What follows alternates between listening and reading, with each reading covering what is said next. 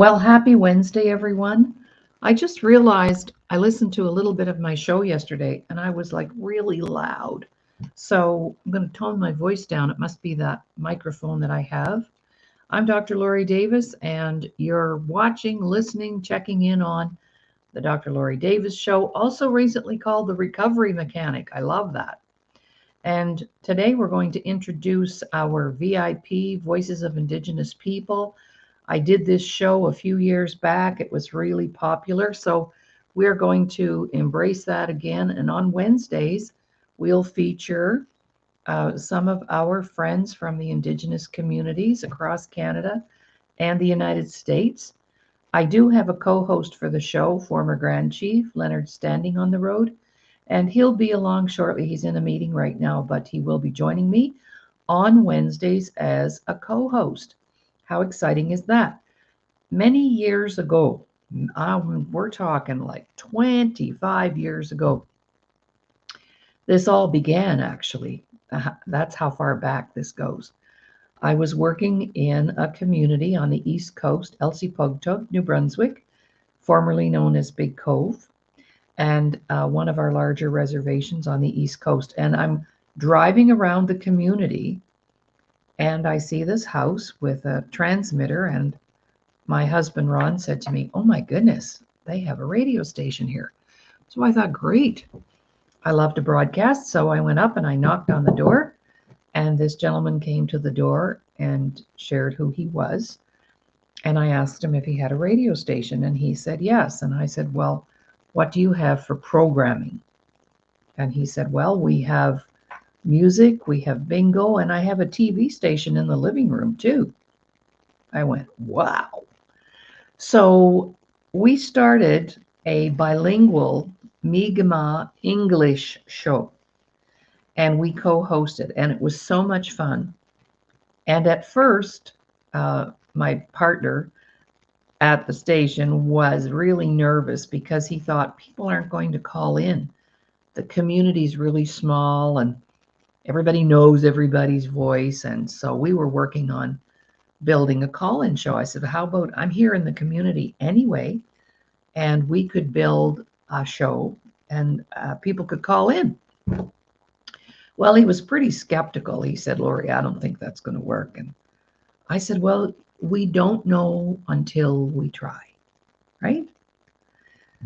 It took 3 months for us to get a call in, but we were there every Wednesday. We broadcast at noon. People were listening. We knew that because of the talk in the community after.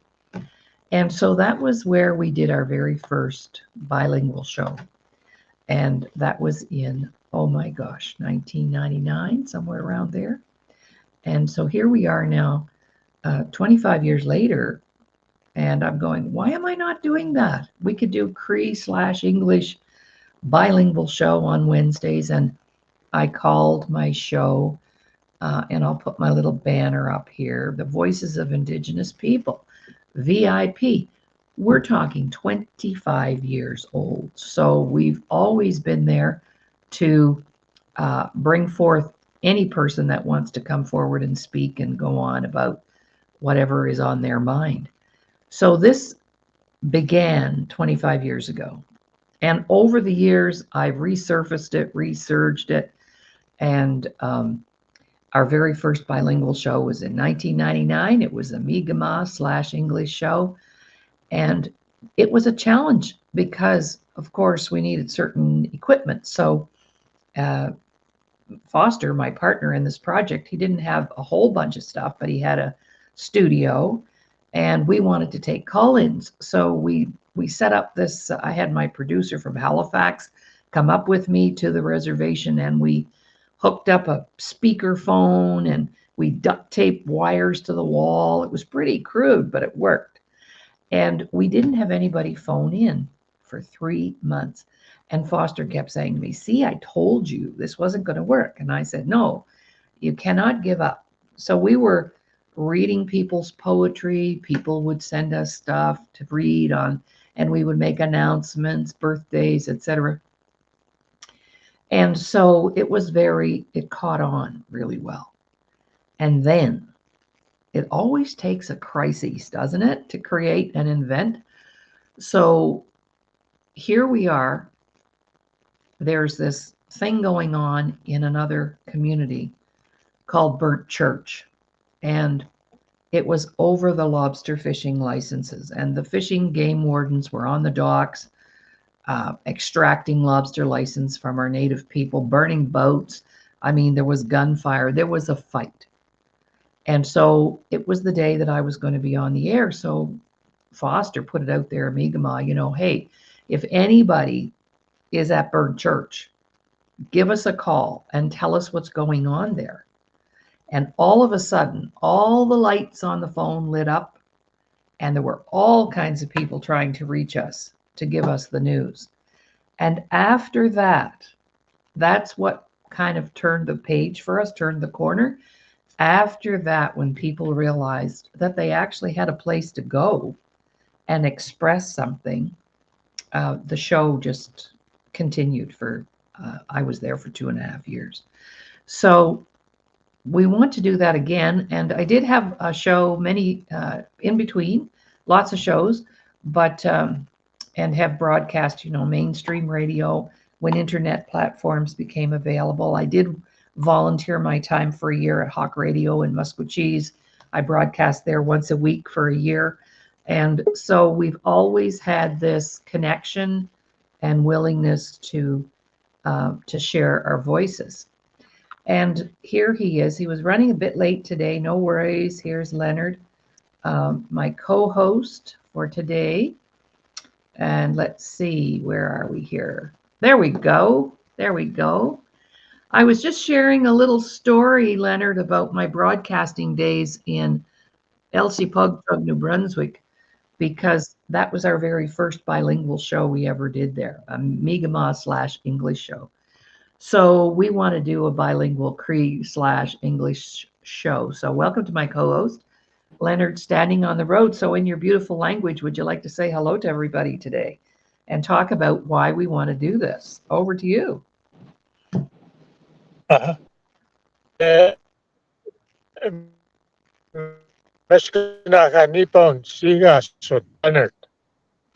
Musquecheese in Alberta. In central Alberta, Nina Nea, Naga Tatamskat na Agakyo. Cool. Okay, cool. You'll have to let me know when you're done. That means done. So Leonard and I want to host a show because we want to bring in other guests, other members of our communities who have lots of great things to say, lots of great things to share. So I asked Leonard, what do we want to talk about today? And we talked about wanting to put out a message today about the importance of health and nutrition and our people eating properly. So Leonard has been a forerunner in that, establishing some terrific projects in his community, Montana Band. And I'd love you to speak about the food forest you have there and how that's worked. So I'll just turn the mic over to you to perhaps give a little history of, why we know it's so important for nutrition to be a big part of our people's wellness. Over to you. Ai. Pamo isa tawag ko may aksun. Sige, yes, what the matans ka kes was kita tomat kupikita michun. Awa agamas kiking gito tanan kanto nanagatsita kiwe tanse high spike tanse was kita tame. Ego me guachaga ko ego paiga samo ma COVID. Chip ko nga Toscana na ego nimsken alpi stanza kas kiwega kapacita maga toga pegiesta guaca casta haskihani pegasking no chitana greenhouses sigatta magana aquaponics. That's it goes near lettuce. Aktuagia negwas to Pakistan negwa herbs na to igwe magaya snahmatuna snahmatu kam go Peksa ni nano ta taskina ni haya ge kon kanye hotna kama no sama ne samats ni so agik sepa age wa pistagiska so give it ko na ge kon ta na kapas ko na ma ho age we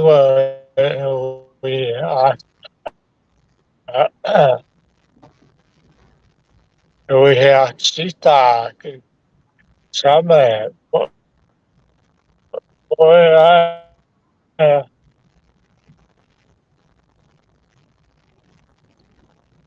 ina ano te pai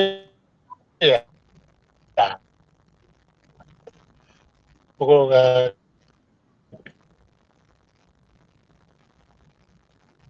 te sita hana greenhouse. So me watch and scapona na what na nuchi ko na go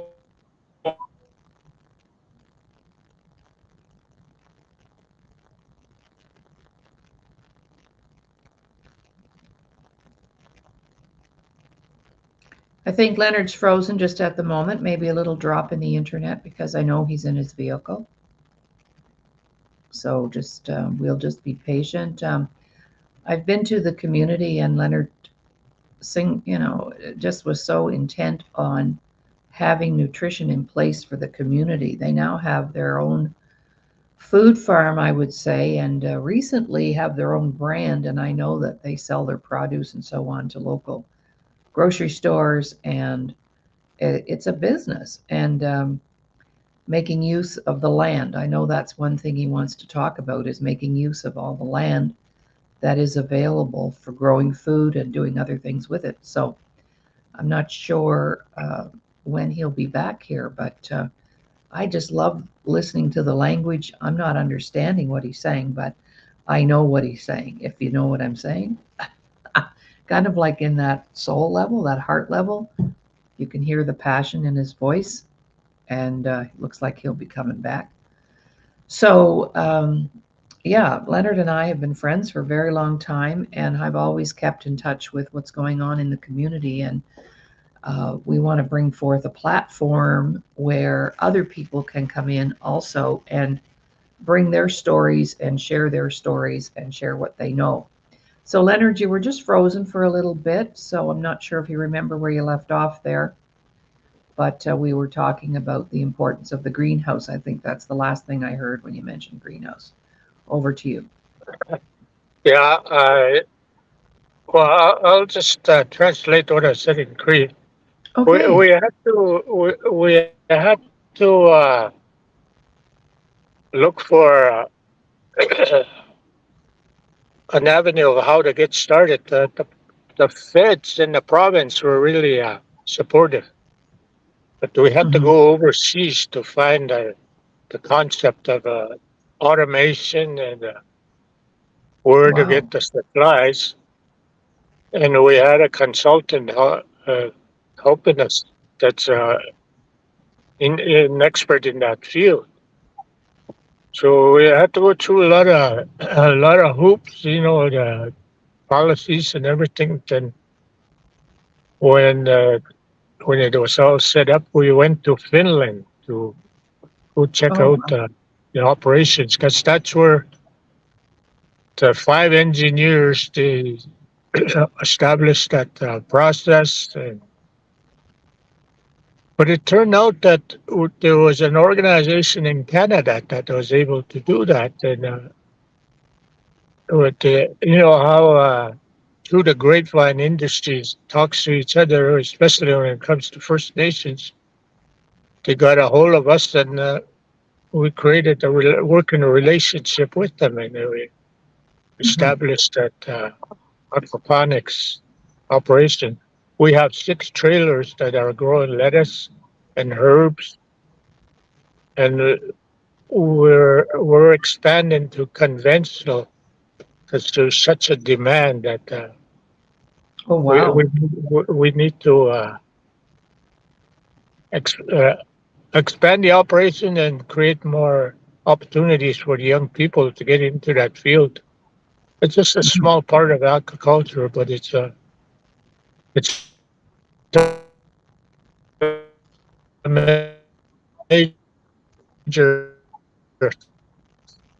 major thing for us, Mhm. Mhm. Well, one of the comments that especially we now. made. Young people are into technology and Mhm. technology. Mhm. So let's talk a little bit about, because we did mention this the other day when we were sharing, um, the use of the land. The land, you have a big passion for that, making better use of the land. You want to talk a little bit about that? What do you mean by that?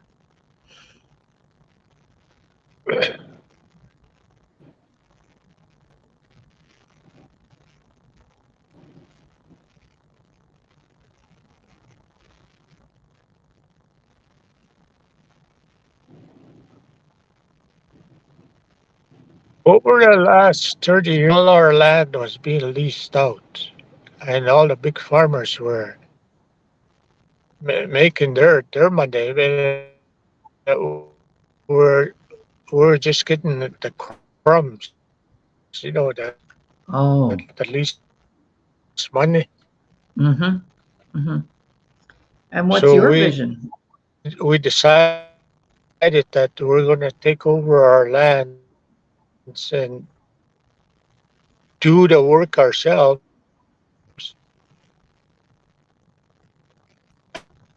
And because we didn't have the capacity, we hired a custom farmer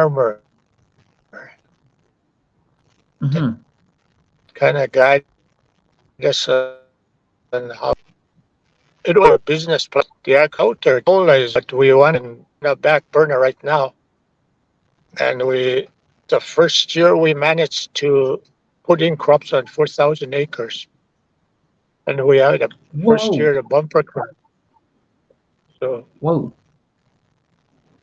so What we're kind of doing crop? pretty good. Yeah, what kind We of we crop? had we had oats, canola, and barley. Wow,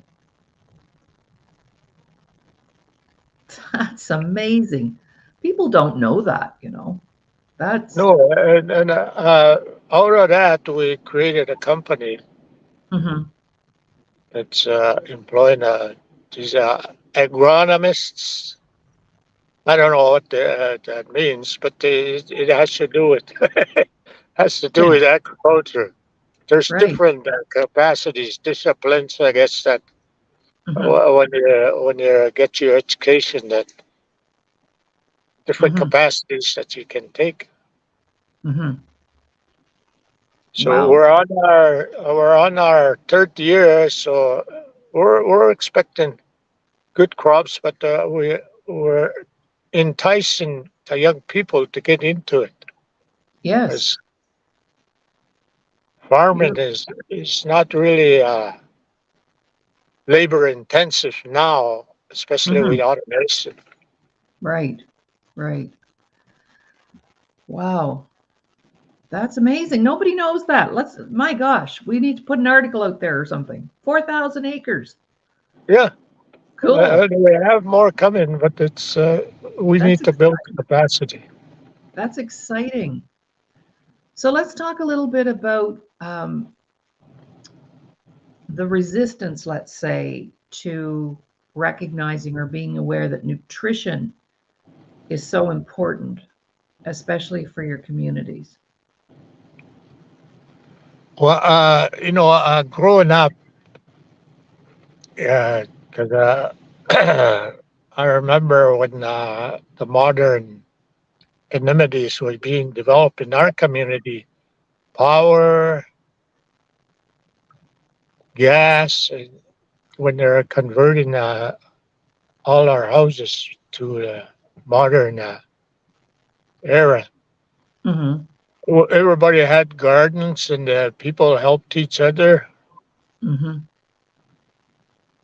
But then when farmers started leasing our land and offering money to the occupants, you know, people preferred to go to the grocery store because we were getting, it was at the time that when we were getting royalties for our oil, and we were getting every month we used to get oil money. They called it oil money. Just Okay. like just like when you get a pension, Yes. every. But if you had a large family, because it's per head, that amounted to quite a bit of income for the parents. Right. So we got spoiled, and everybody got lazy, and Ah. all the things that we did for our livelihood, it got dropped, and we relied on Safeway and all the grocery stores. Mm-hmm.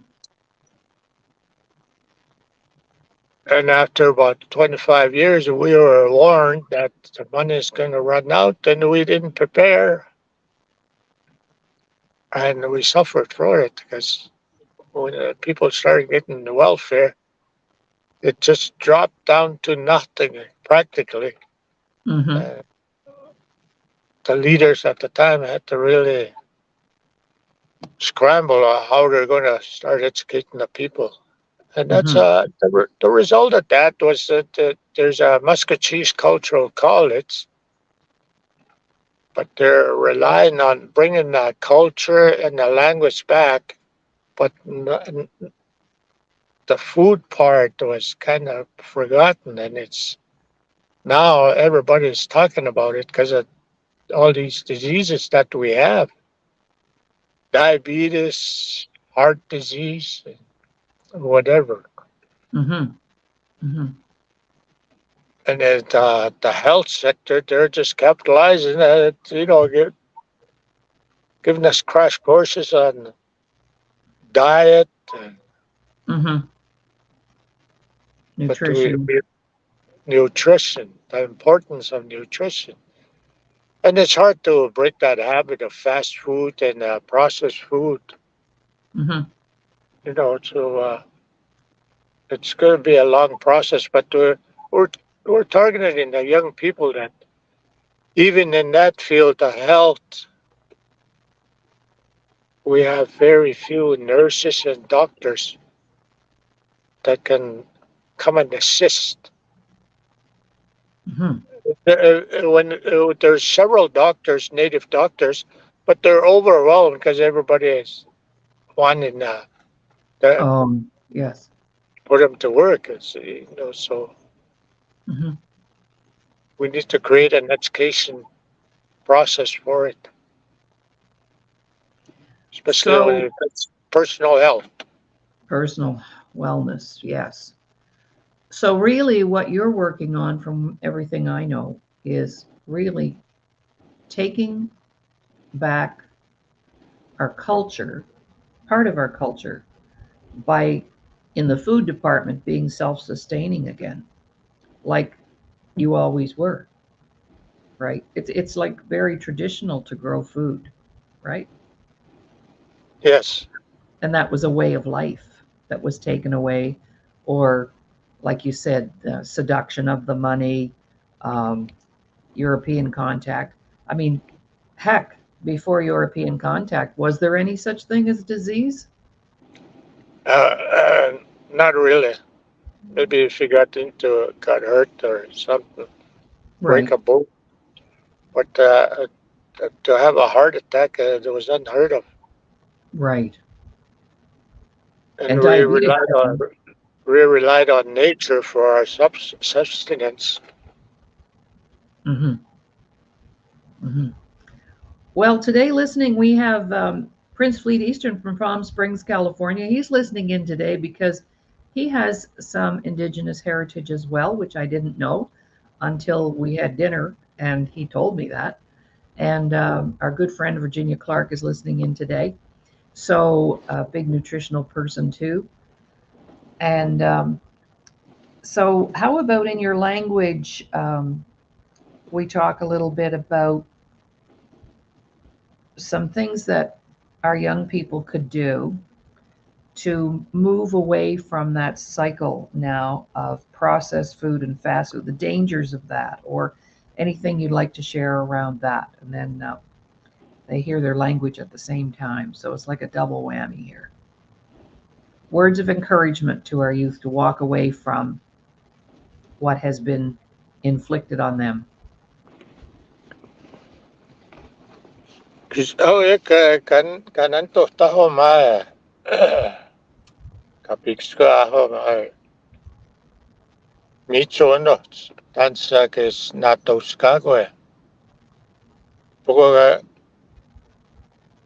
kanana katsita kakio micho de go tansa keso pigista go kis I'll say cooking. You know how to prepare food properly for. Mm-hmm. So it's nutritious for you. Because Mm-hmm. there's a lot of forgotten foods that nobody ever touches anymore. That's Oh. very helpful. You know, in a holistic way, every food that grows out there, even in a garden, it has to do. It's connected to different organs in your digestive system. How it can sustain you or heal Mm-hmm. you if it's sluggish. Mm-hmm. Kanatos kagoy. Natawin mo. You know, you're healing yourself.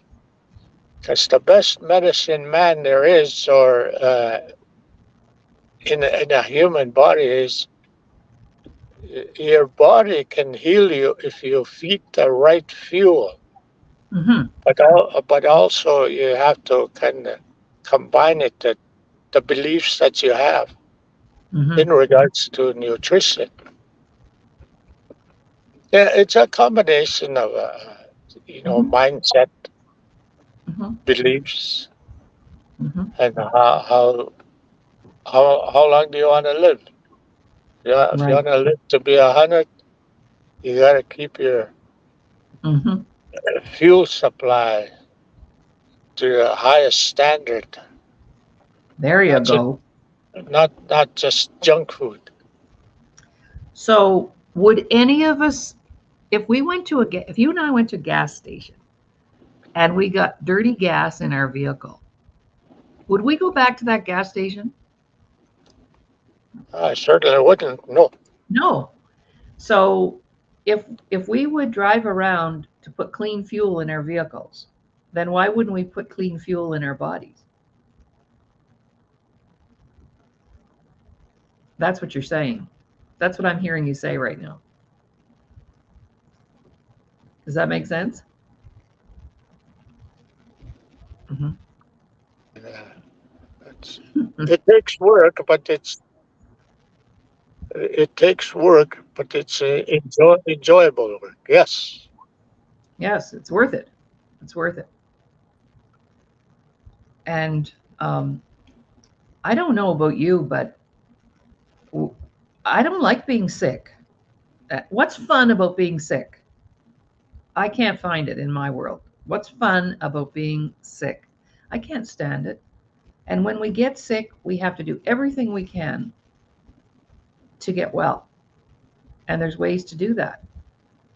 So, you know, I was sick last year. You've been sick in your lifetime. We have people listening probably that are sick. But the thing is, when the body has what it needs, it can heal itself. You're right. And the other day, Leonard, I interviewed a woman who teaches us how to breathe properly. And I did not know that oxygen kills cancer cells. Yes, it does.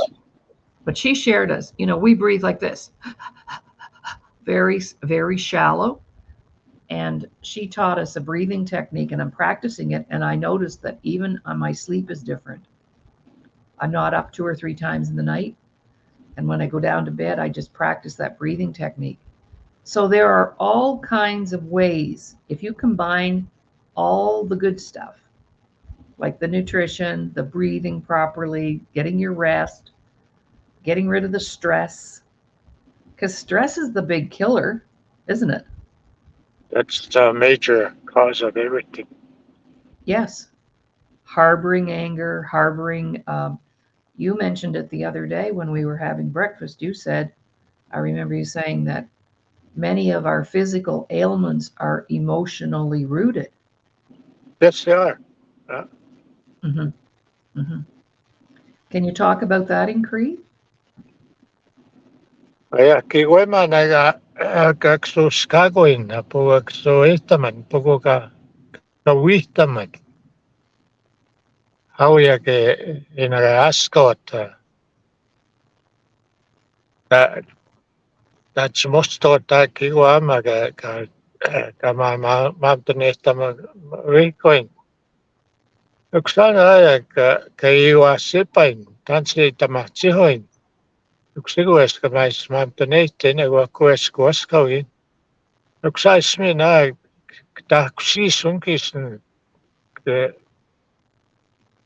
ka noe tene wama moigas pues tema gangis negai paknaman naya ka awe ka tsimoy atsimo ne ego sa to naga ka sige sikska ka wista man ki wama pagamskago ina mogi kaskis takis na kapag ko naman kis nestok so na po oege ina nesuepaus sama ya Washington nestoga mental health si gata mago ga asimo sama kistanoge swaskarito tama kao gama ga kanatama oksa Mm-hmm. Wow. So that leads me to this book. I don't know if you have this book, Leonard. You Can Heal Your Life by Louise Hay. I introduced this book to all my clients because Louise Hay was the granddaddy of us all to decide that what you just said is the truth. And even though I couldn't translate what you just said, I know the guts of what you said. And Louise Hay cured herself of terminal cancer in the 70s. She just passed away 2 years ago. She was 93. But in the 70s, she realized that she had to do something different. So in her book, at the back is this like dictionary. So you look up, I've just checked up on diabetes because we know that's prevalent, right? And the emotional root, are you ready for this, Leonard? The emotional root of diabetes is, and she says, longing for what might have been, deep sorrow, and no sweetness in life left. Wow. That's diabetes, longing for what might have been, deep sorrow, and no sweetness left. Well, that would explain a few things, wouldn't it, in the community? yeah, it's all about cravings. That's when sugar comes in. Everybody wants sugar. Right, right. Soothing the soul. Soothing But the soul. you don't know the root cause of it unless you dig it out just by That, talking. That's right. That's right. Yeah. Oh, here's a good one. You're going to love this. I'm going heart because you mentioned heart. Heart. Squeezing all the joy out of the heart in favor of money or position. Heart attack. What is a heart attack? Squeezing all the joy out of the heart in favor of money and position. Makes sense. That makes sense, right? Yeah. Lack of joy, hardening of the heart. We've seen a lot of that, right? So if you don't have this book, everybody, I would highly recommend it because if I get up in the morning and I don't feel well, I just go to my dictionary, my doctor dictionary, I call her, and then I find out what's really going on. And then that's what I change. And that's what you just said, the root, the why, the why. All right. Let's talk a little bit about, oh, did he leave?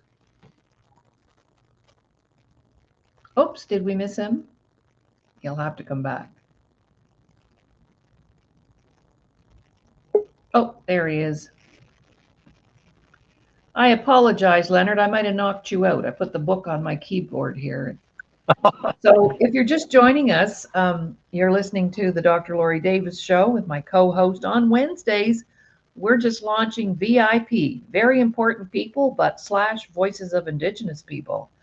And Leonard and I have been talking about this and how important it is for us to spend some time. We have the platform to focus on things that are based in our community. And we were just talking about the emotional root of certain disorders or diseases. And I'll do one more because I know that this is prevalent in our communities, and that's addictions. Would you like to know, Leonard, what Louise says about addictions? Lack of self-love. Running from the self. Fear. Not knowing how to love myself. Isn't that something?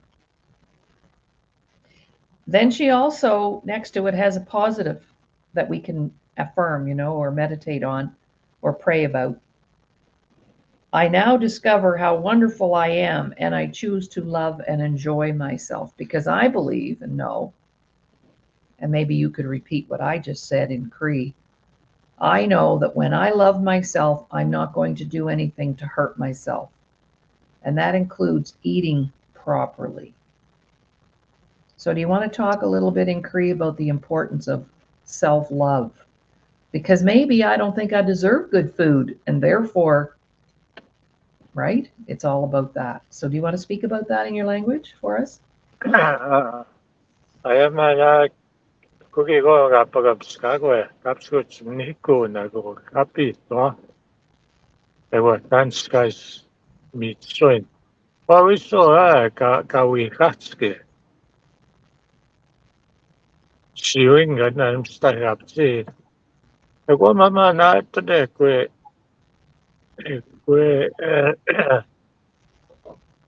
na tawista.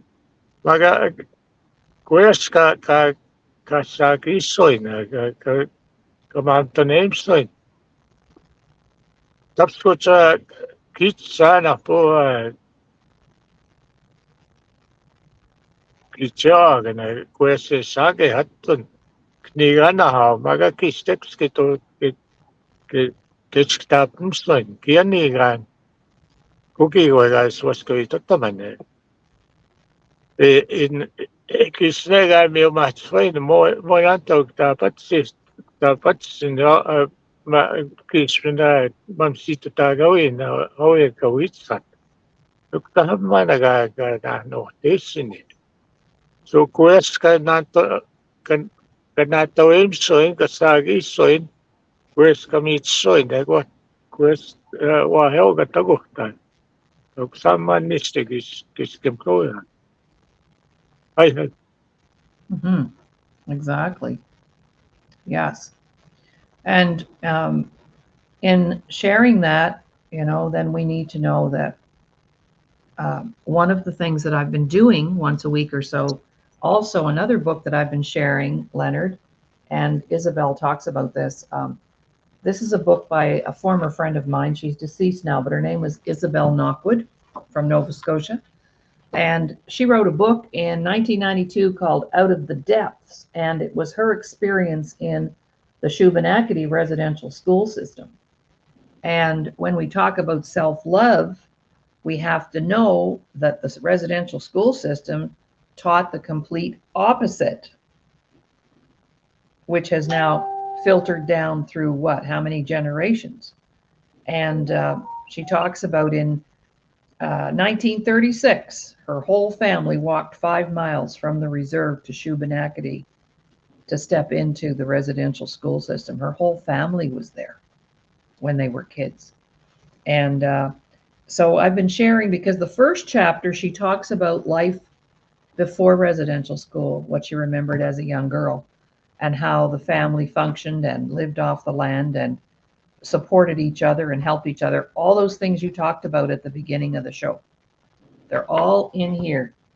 And then she goes into the experience and how that affected the family and all about the rewards and punishments and whatever. So another good book to have on hand. You can still get it. She passed away. She wrote the book years ago. I believe it was public. Last print was 1992. She was one of the first people to come out of the closet, so to speak, around the residential school experience and how it impacted her. So that should be in every school, every reserve, every library around. What do you think about that? I wouldn't mind getting a print. Yes, you can get it on Amazon, I think now. Uh-huh. Exactly. We need to read everything that we can get our hands on because that was the self-hatred program. So no wonder our people don't love who they are sometimes because we were programmed and conditioned to feel less than, to feel not as good as. Do you want to speak about that, Incree, for a few minutes? We have about 10 minutes left.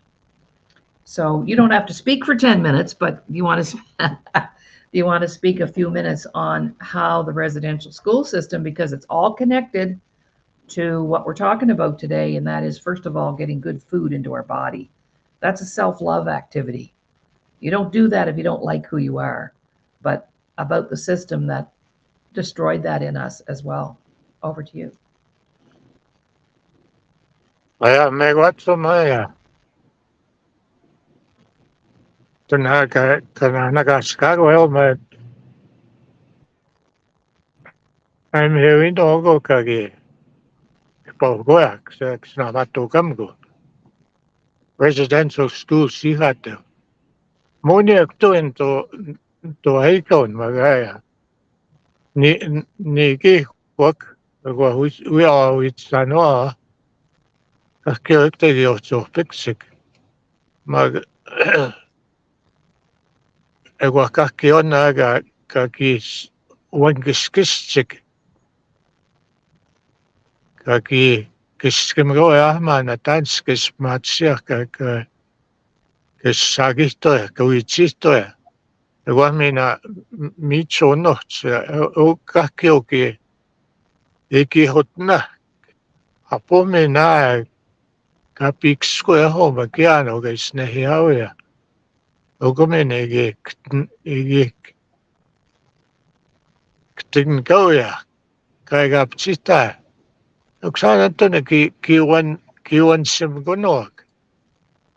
Okumegwa kawegwa ina nachinehama kagisimoni. Ego mina atimo masnaiga naho kagi usitats kachimots kayasots tatsiki spike. Ego megwa ka katsomustoajak taissinimnoak uskaajak vaisuga kapsisisse kuistoajaksega kaks keitahtan teotsits kuistoaja kueskais paskunsuts kasagisuts ja minä kueskais sagistoja. Hai. Thank you. Hi.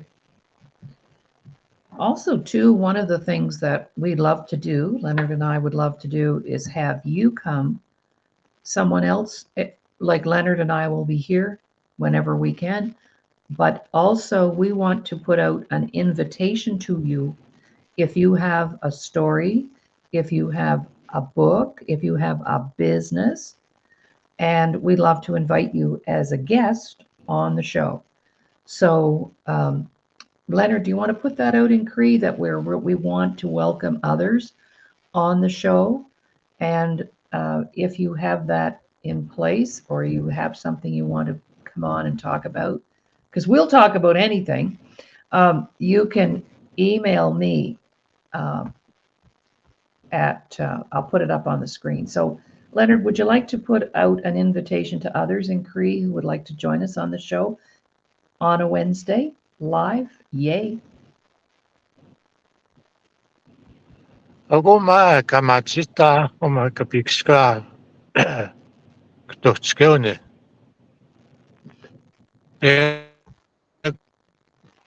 Peaks saab paigan kan stogiska gemanaga Lui tohkema haujage no teatse mota puhkapi te peakapen tohta potue tahto igis kueska piks kanota katsimo intanse ja ispai go ingis tas kiupnatso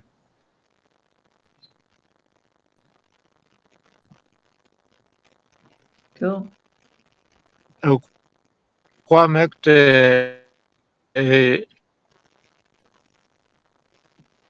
in tohkemo aho ga itapso moga di jog geno isku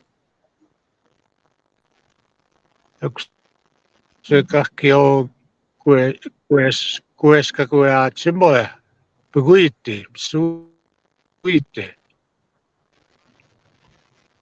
area Mhm. Also, too. Yuksa. Oh, okay. Okay. Okay.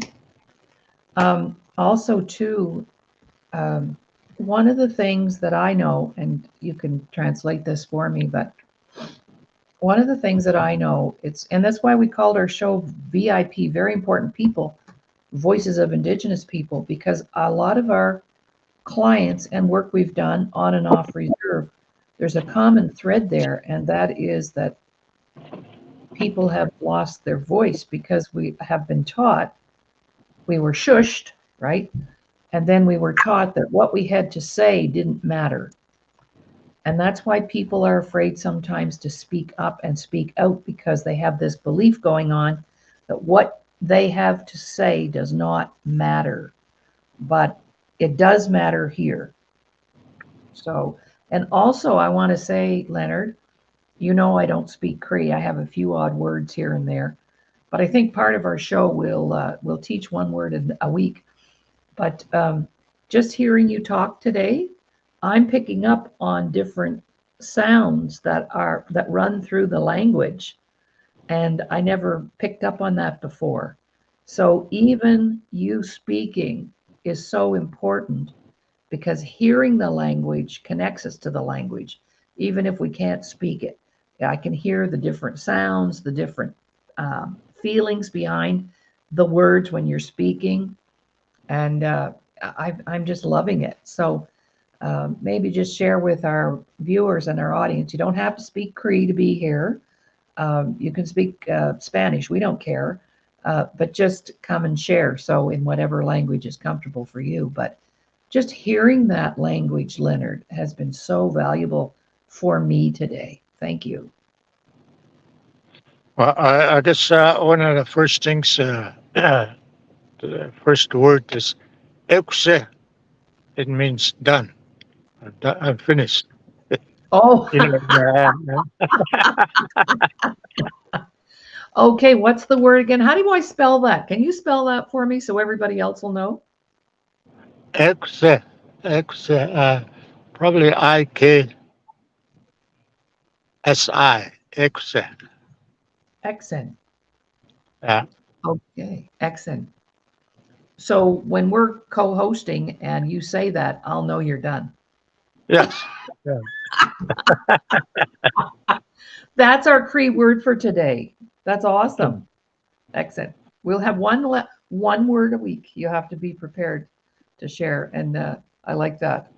And of course, I know hi hi, thank you. And what is tansy? Is tansy thank you or hello?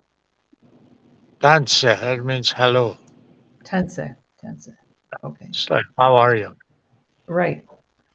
And I have a little something cute to share about that. When I was in Taiwan and my students were Chinese, my self-worth students, I went over there to work with a group of mental health professionals. They brought me over to share the whole self-worth thing and train them up and so on.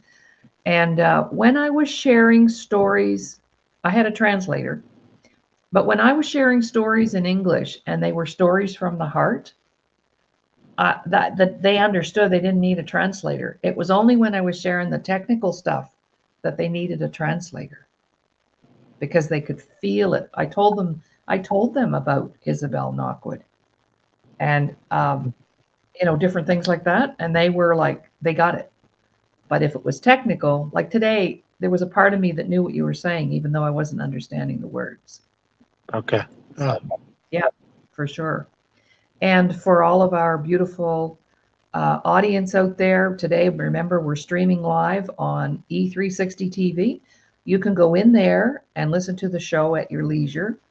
We're also streaming live right now on YouTube.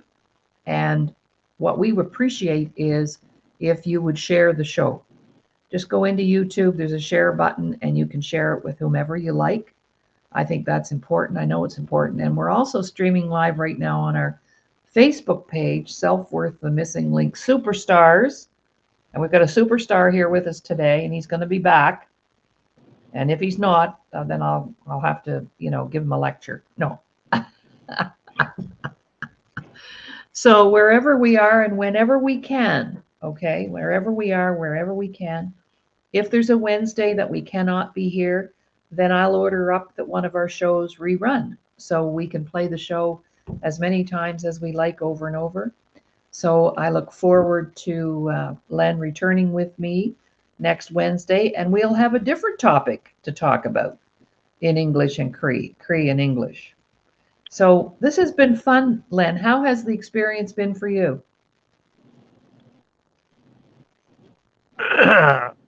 A lot of the English language, it's hard to interpret in Cree because some of the words back because the old Cree, I never use it daily, so I have to kind of Yeah, think before.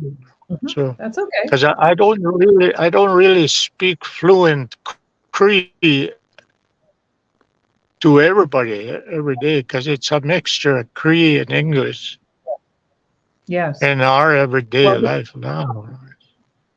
hmm hmm It's a well, challenge for I me, and know. it's good challenge. Yes, very good challenge. That's good. It's like French. I learned how to speak French when I was a child, and I can still speak it, but I have to really think about it because I don't use it very often, right? But I'm sure Yeah, a lot of our elders will enjoy the show because they will enjoy listening to you. And you sure as heck would have fooled me that you're not fluent. I would never know that. I thought you were, buddy. I thought you were. All right. So our time is up. And Len, thanks so much. And thank you to our listeners and viewers today. And we're going to say goodbye for the rest of the week. We have recorded shows, so we try to do live broadcasts. We're expanding it to 5 days a week, and we're going to be bringing on some more co-hosts. And we're going to actually build a show with Doug Smith, our colleague who's a former NHL player. And he and I are going to co-host a show particularly on recovery and trauma. So that'll be a fun show to do too. And we're going to be doing that on Thursdays starting next week. So thank you so much, Len. It's been a blast, and we'll talk to you soon. Bye, everybody. Hei hei, kiitos. Mm-hmm.